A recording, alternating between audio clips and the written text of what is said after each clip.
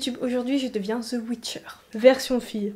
Voilà. À la base, The Witcher, c'est un personnage qui vient d'un livre, après on l'a fait en jeu vidéo, et maintenant Netflix va sortir une série. D'ailleurs, j'ai vraiment hâte qu'elle sorte. Aujourd'hui, nous sommes le vendredi 16 août, à l'heure où je filme cette vidéo. Ce make-up, vraiment, il est à la portée de tous, et en plus de ça, il est très efficace, car le personnage, bah tu le reconnais quoi. Ce maquillage, il est un petit peu pour tout le monde. Par exemple, tu peux féminiser le Witcher, ou bien faire sa fille, why not. Moi, j'ai décidé de le féminiser un petit peu, mais pour autant, j'ai pas mis des fossiles quoi. Allez, je te laisse tout de suite avec le tuto.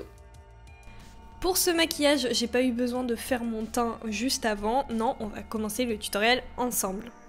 La première étape pour moi, ça va être de faire les cicatrices du Witcher. Et avec quoi je vais le faire? Je vais le faire tout simplement avec des fards à alcool. Donc les palettes de fards à alcool, il y a un peu tous les prix, mais moi je vous conseille vraiment, si vous n'avez pas trop de budget, d'aller sur du Dashbo, ça fonctionne très bien.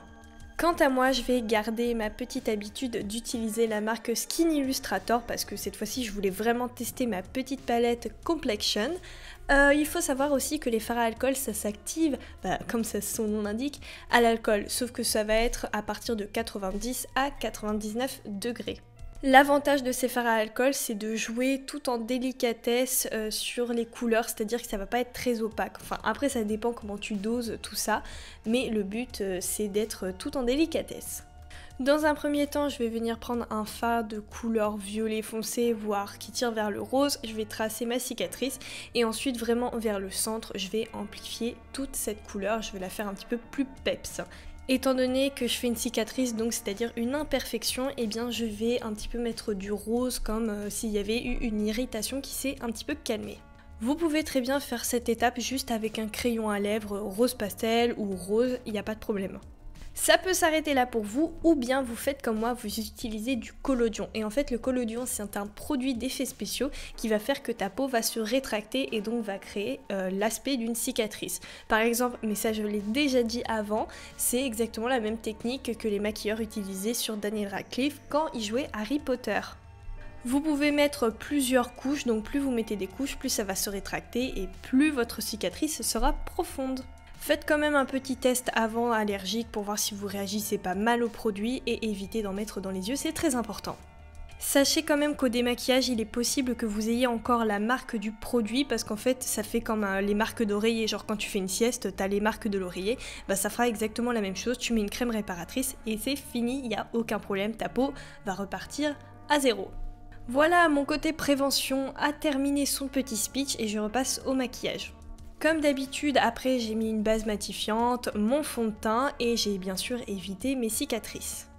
Pour marquer mes joues, j'ai utilisé ma palette de contouring et encore pour l'amplifier tout ça, j'ai utilisé un fard noir qui vient d'une palette 35B de chez Morphe. Je reprends ma palette de fard à alcool et je vais ajouter des petits crachotis de couleur rose, rouge pour accentuer mon petit problème de peau. Et ensuite, j'ai décidé d'ajouter une autre couleur, genre qui tire vers le vert marron, des petites taches, comme ça mon teint, ça le rend un petit peu plus sale. Je vais maintenant colorer mes sourcils avec une crème à sourcils qui vient de chez Kate Von D de couleur blanche.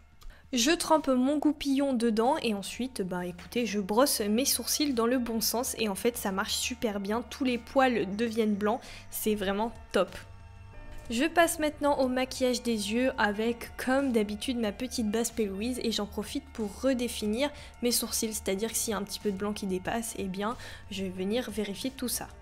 Le Witcher a les yeux marqués, voire il est maquillé avec des tons gris-noir, donc je vais prendre ma petite palette qui vient de chez Assez Beauté de la collection Paradise Collection.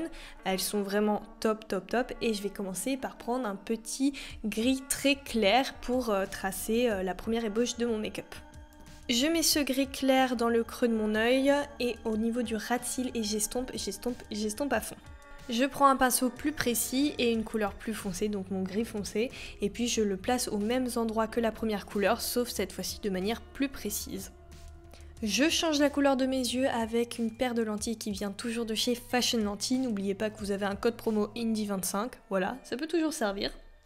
Je repasse au maquillage des yeux avec une palette de fard gras qui vient de chez Benai et je vais venir intensifier mes cernes. Cette palette est vraiment géniale, je trouve que les fards gras ne sèchent pas, bref, ça fait des années que je l'ai et elle est toujours au top. Hors caméra, j'ai quand même décidé d'accentuer plus ma cicatrice, en fait je la trouvais beaucoup trop fine, donc je l'ai élargie. Au niveau de la bouche, je l'ai maquillée avec un rouge à lèvres très nude, qui vient de chez Sananas Beauty, le Rosier Than Ever, et tout simplement, j'ai rajouté un petit peu de concealer blanc pour créer un ombre ellipse. Je rajoute une couche de mascara au niveau de mes cils du haut et du bas, mais je ne vais pas ajouter de faux cils pour ce look.